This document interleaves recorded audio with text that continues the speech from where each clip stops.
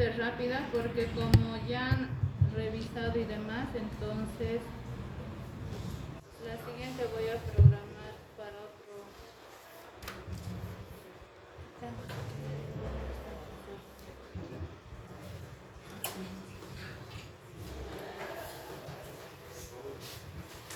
Entonces, como han ido ya viendo la parte de lo que es el cólera, es una enfermedad gastrointestinal que evidentemente hasta la fecha pues no tenemos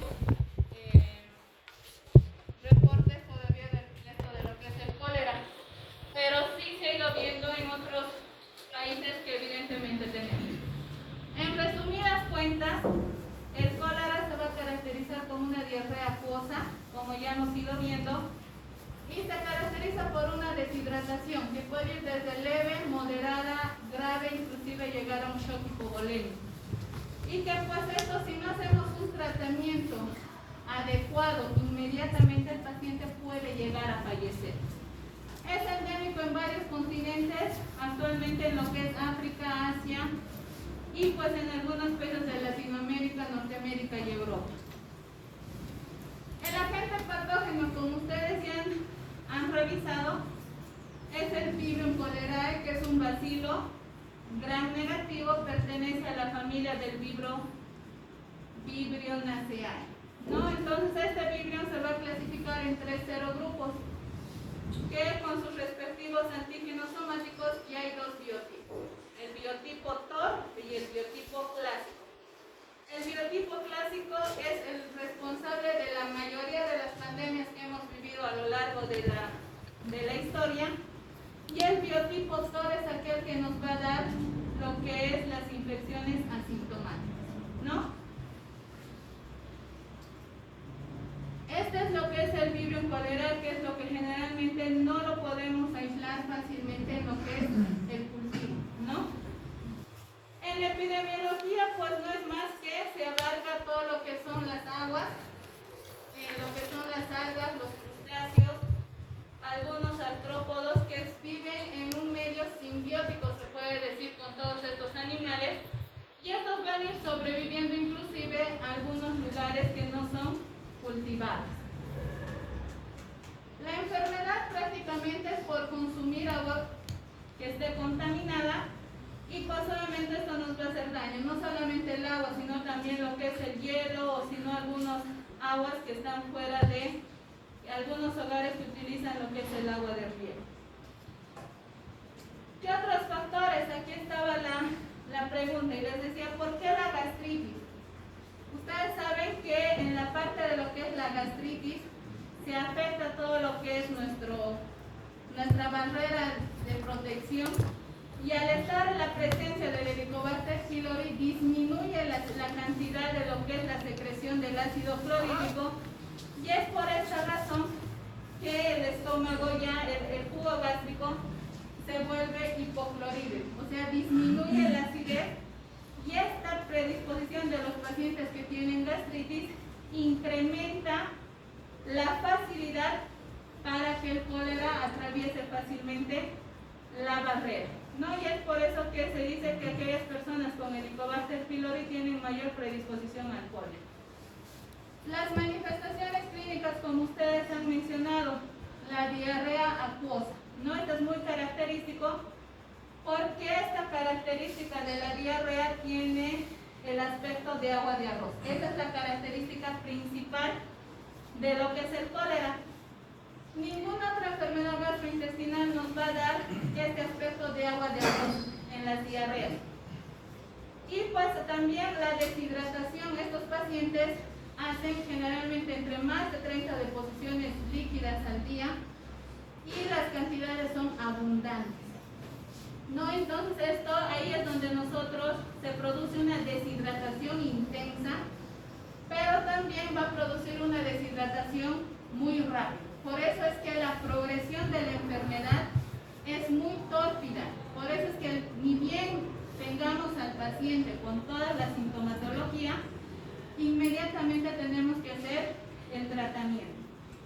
El inicio es abrupto, puede venir con náuseas, vómitos, pacientes generalizados. ¿Por qué? Porque ese paciente está perdiendo electrolitos, sodio, potasio, y pues al perder tanto electrolito, pues obviamente nos va a dar estos calambres. Va a haber también oliguria. ¿Por qué? Porque estos pacientes están eliminando todo el líquido que tenemos, se está yendo a través de las deposiciones líquidas. Y por eso el riñón empieza a sufrir. Y es por eso que disminuye la cantidad de la producción de orina en estos pacientes. Como todo proceso infeccioso, este paciente puede llegar a un shock hipovolémico y estos pacientes van a tener un pulso débil, por el cual va a ser casi imperceptible. Como se comentaba en el juego, algunas veces puede haber fiebre, pero es muy rara la fiebre. No es la condición la fiebre, no más es la patología gastrointestinal. Con todos los procesos de deshidratación, como en pediatría, igual en el adulto se puede ver que los ojos van a estar hundidos. Va a haber la pérdida de la elasticidad de la piel. Estos pacientes, por todo ese fenómeno de deshidratación, van a estar ansiosos, van a estar inquietos. Y la voz, pues prácticamente en estos pacientes es casi inaudible, ¿no? El paciente no puede ni hablar. Y los ruidos visuales, pues obviamente están súper hiperactivos. En la parte laboratorial, como el paciente está con una deshidratación intensa, va a aumentar la cantidad del hematocrito. Pero eso es por un fenómeno de que estamos perdiendo líquido, pero está aumentando lo que es el soluto. Entonces, por esa razón es que el hematocrito se eleva. Y estas condiciones de la deshidratación nos va a llevar a que el paciente vaya a tener una insuficiencia renal, la creatinina se va a empezar a elevar. Va a haber si hacemos una gasometría, una acidosis metabólica, donde el anion gas va a estar aumentado. La hipercalemia, al igual, o puede haber también el otro extremo de la hipocalemia, que también nos va, que hay que saber corregir. Sobre todo cuando hay alteraciones de lo que es el potasio, ya sea alto o bajo, se tiene que corregir inmediatamente por el tema de las alteraciones. ¿Qué alteraciones del potasio?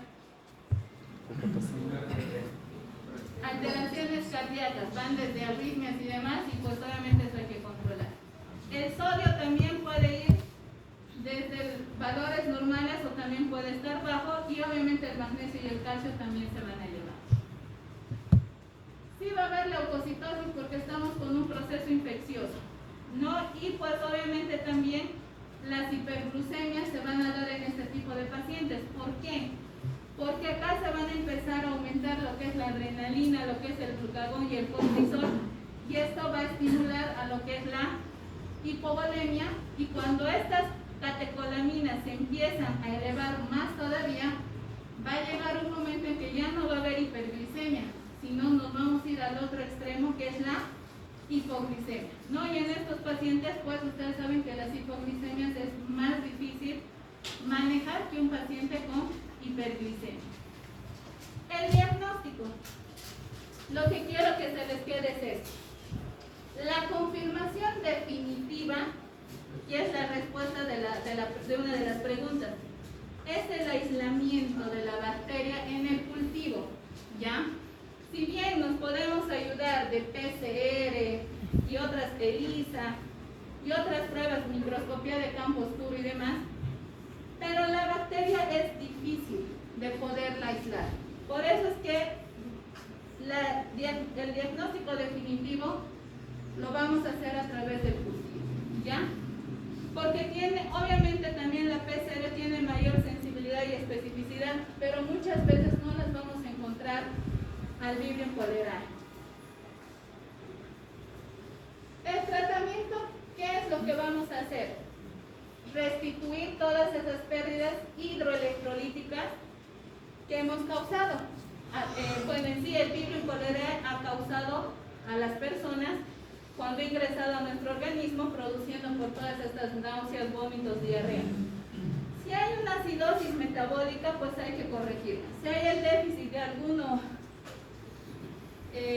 potasio, sodio o algún otro electrolito que haya que corregir, pues se lo va a hacer.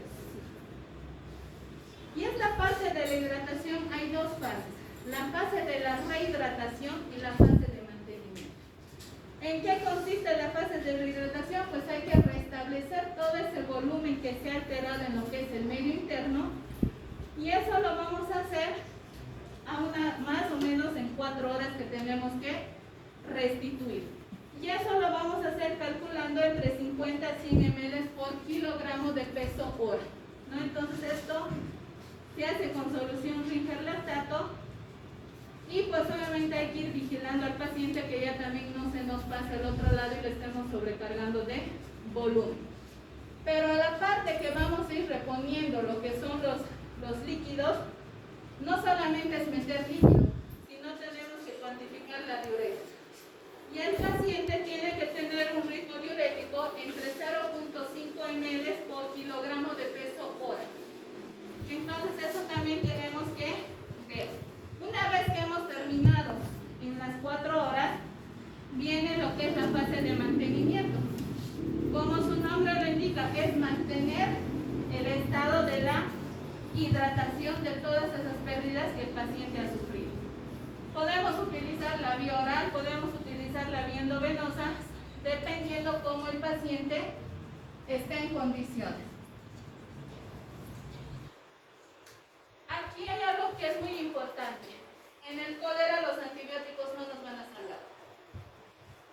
Lo principal, lo único que nos van a hacer los antibióticos es disminuir la duración de la diarrea, que nos va a ayudar a eliminar el virus cólera, sí. Pero ¿cuál es la emergencia del cólera? La hidratación. Entonces, si en algún momento ustedes diagnostican a un paciente con cólera, no vayan primero a los antibióticos, vayan primero a la hidratación, porque la hidratación le va a salvar la vida a ese paciente, no el antibiótico. Porque ahorita el paciente tiene un desequilibrio hidroelectrolítico que pues obviamente eso le está alterando todo el medio interno, y pues obviamente las complicaciones van a venir más después. ¿Qué antibióticos? Puede ser tetraciclina, doxiciclina, ¿no? Tetraciclina, dosis de 300 miligramos como dosis única, pero se ha visto que están apareciendo resistencias, ¿no? Entonces mucho ojo, cuidado que cuando estén diagnosticando un cólera lo primero que den sean antibióticos. Podemos añadir zinc, que dicen que mejora lo que es la parte de la flora intestinal, y también se ha visto que cuando asocian el zinc con la eritromicina en los niños disminuye la duración de la diarrea. No está recomendado el uso de antiespasmódicos, sobre todo la loperamida. ¿Por qué? Porque el vibrio cólera necesitamos que salga, no que se quede dentro del intestino. Ahora obviamente sí podemos dar algún antiemético, analgésicos y demás. Tenemos todas estas composiciones hidroelectrolíticas. En el cólera vamos a ver que en un adulto, cuando es las deposiciones líquidas son bastante abundantes y estamos con un cólera grave, vemos que se elimina 130 miliequivalentes de sodio, 100 de cloro, 20 de potasio y 44 de bicarbonato. Entonces, ustedes tienen la tarea de estudiar la composición de las diferentes soluciones. De acuerdo a estas pérdidas, nosotros vamos a reponer. Ya habíamos mencionado del Ringer lactato. ¿Por qué? En su composición, si ustedes cuando vayan a los hospitales van a ver las composiciones de las soluciones, donde tiene 130 miliequivalentes de sodio, 109 de cloro, 4 de potasio y bicarbonato 28. Sumado todo hace una osmolaridad de 271. Y si se dan cuenta, es la que más se acerca a las pérdidas que vamos a tener. Podemos utilizar solución salina, pero ¿cuál es la desventaja? Que solamente tenemos sodio y cloro con 154 miliequivalentes. No nos está reponiendo ni potasio ni bicarbonato, pero tiene una osmolaridad bastante alta de 308. Las sales de rehidratación oral sí sirven, dependiendo si el paciente puede ingerir. Se pueden hacer desde rehidrataciones caseras hasta las rehidrataciones que son a base de arroz, o inclusive algunas rehidrataciones que se las puede preparar artesanalmente, ¿no? Y con todas estas características que pues prácticamente vamos a reponer con todas ellas. ¿Cuál es la prevención? No es más que asegurarnos del agua potable, ¿no? Esta es otra pregunta. El acceso al agua potable hay que nos asegura un tratamiento apropiado de las excretas, pues para evitar la contaminación de otras fuentes de agua con medidas importantes para reducir el poder. Si hacemos buen tratamiento del agua, hacemos hervir 100% el agua, añadiéndole, si es que vivimos en el área rural, y añadimos cloro, le ponemos algunos filtros de algodón, posiblemente esa agua también sea comestible.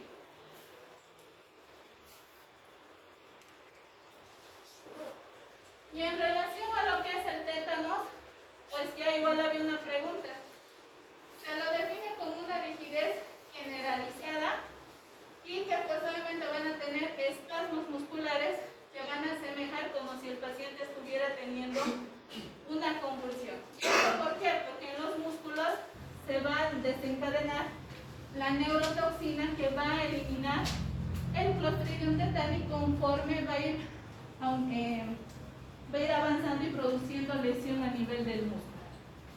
El Clostridium tetani no es más que un bacilo anaerobio gram positivo, delgado y móvil, que era otra pregunta. Tiene dos formas. La forma de la espora terminal, que esta le va a dar esa característica de raqueta o de palillo, como se lo puede ver, pero esta forma vegetativa es la que nos preocupa. ¿Por qué?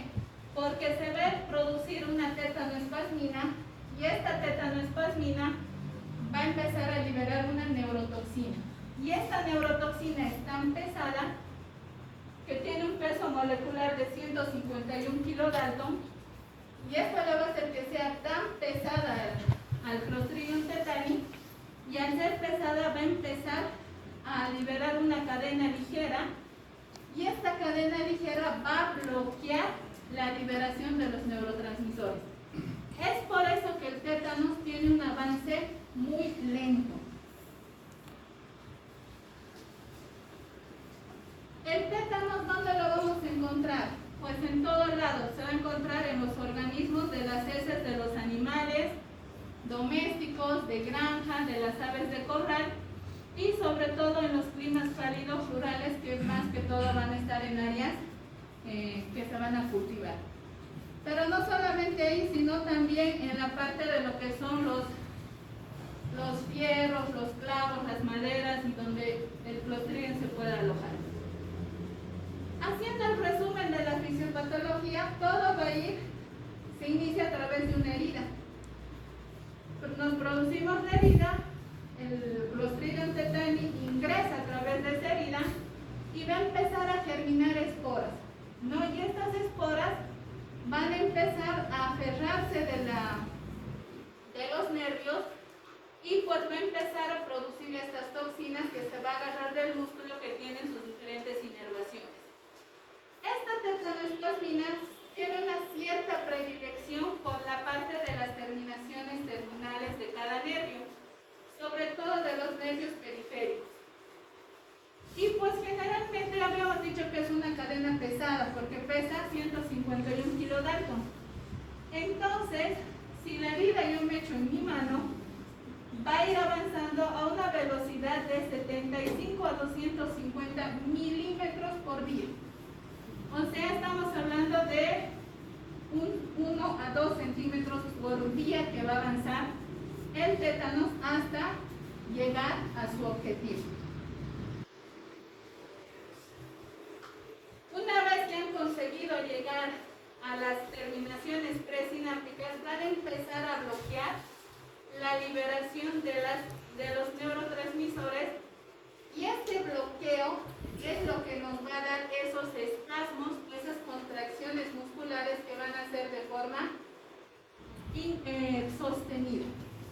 Es por eso que esos pacientes con tétanos pareciera que estuvieran convulsionando. Cuando se une la toxina con los músculos y las terminaciones nerviosas, acá ya no hay marcha atrás. Sigue el proceso y esto ya es algo irreversible. Por eso es que vamos a ver que el tétanos no tiene cura. Las manifestaciones clínicas, el más importante es el tétanos generalizado. El más importante y el más habitual. Si ustedes se dan cuenta, que era otra pregunta, es de 3 a 21 días su periodo de incubación. O sea que es casi prácticamente un mes. Que puede ser más corto o más largo dependiendo de qué, del lugar donde va a estar. Mientras la herida haya sido más cerca al sistema nervioso central, hablamos de la cara, el cuello, va a llegar mucho más rápido al sistema nervioso central. Pero si la herida ha sido en los miembros inferiores y demás, le va a costar llegar. Entonces acá hay un espasmo tónico con periodos breves de exacerbación. Cuando estamos en el cuello y en la mandíbula, que son los lugares más predilectos de lo que es el tétano, se va a caracterizar por el trismo. El paciente va a presentar semiológicamente el trismo, que es esa risa sardónica que le podemos decir que lo menciona la literatura. Entonces hay que ver esa parte también. Y estos pacientes tienen una característica. Tienen una disfagia con una hidrofobia, o sea que les va a doler cada vez que ingieran líquidos. El paciente va a estar irritable, va a estar inquieto.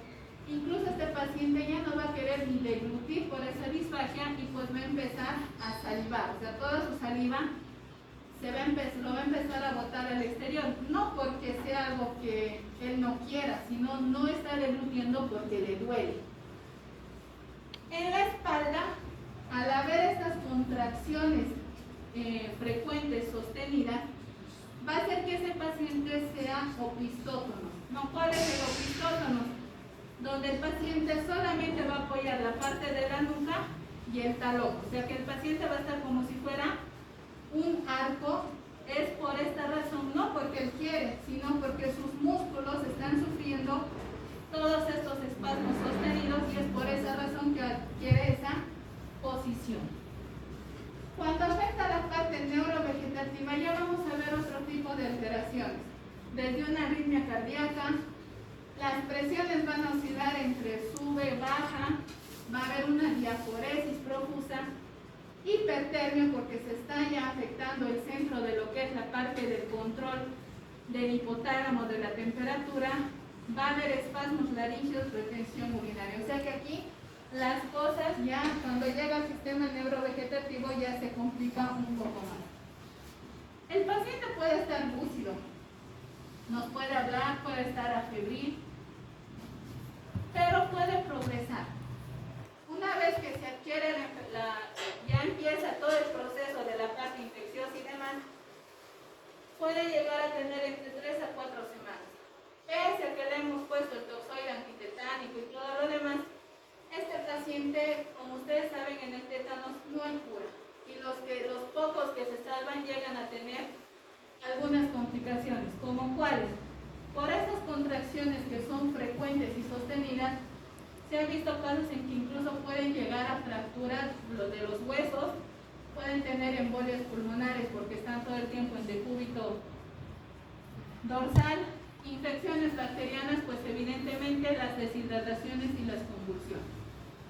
En cambio, en el tétanos localizado, solamente, como dice su nombre, es algo local. Si la herida yo me he producido en mi antebrazo, las contracciones solamente lo voy a tener en mi antebrazo, no va a ir a ningún otro lado más. Y pues obviamente mi herida va a estar contaminada. Puede ir desde leve, de la extremidad afectada, o puede ir hasta grave. Este tétanos local, cuando progresa, pues puede ir incluso a ser generalizado. Y la mortalidad llega a ser el 1%.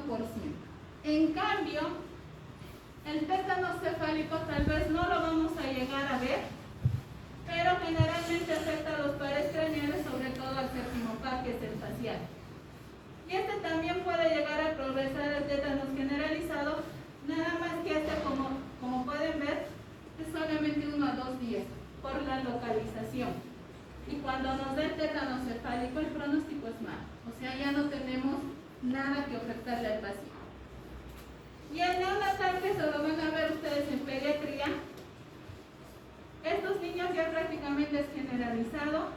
y pues la mortalidad es bastante elevada. Prácticamente el niño fallece.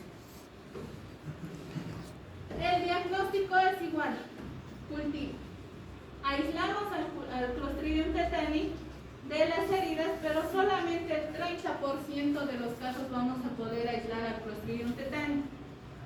Si bien el paciente va a tener rigidez de nuca que nos está haciendo sospechar en una meningitis, nosotros le hacemos un cultivo de líquido cefalorraquídeo y nos sale normal.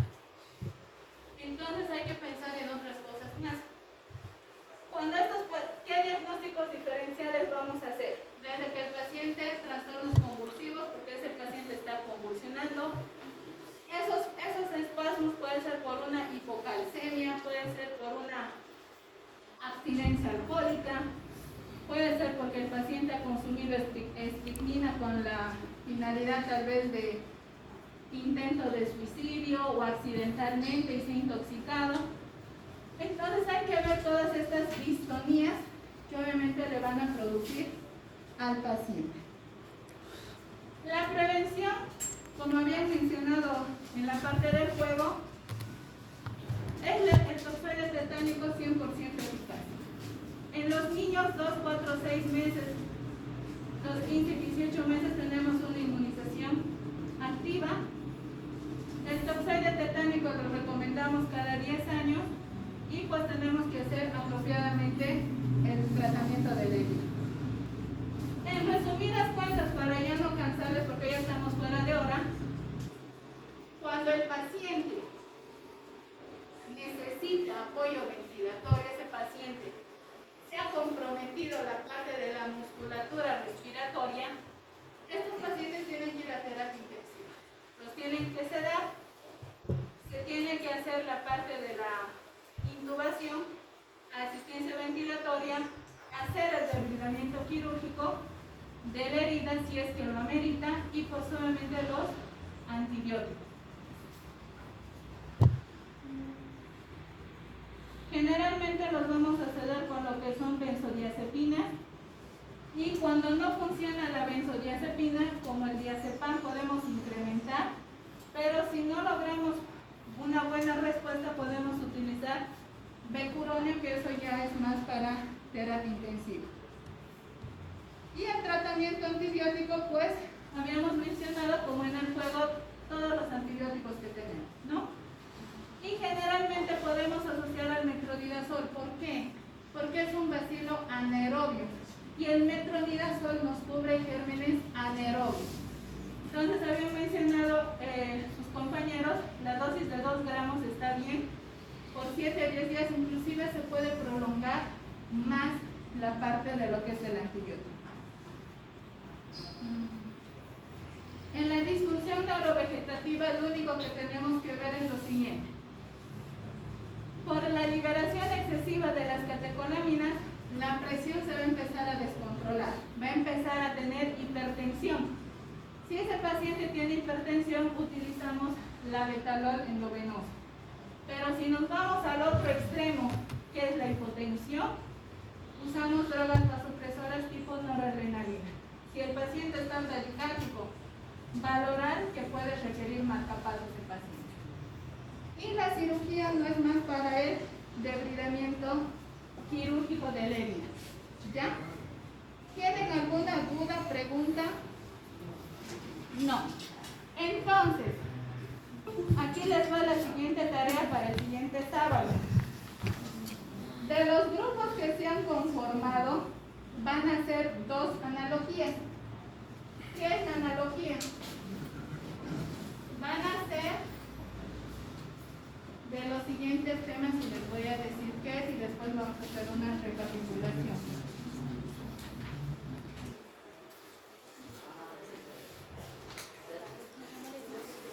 De amediasis y yardiasis. ¿Cómo? Amediasis y yardiasis. Entonces, ¿en qué consiste la analogía? Ustedes con los grupos que tienen van a crear un cuento, ¿ya? Un cuento de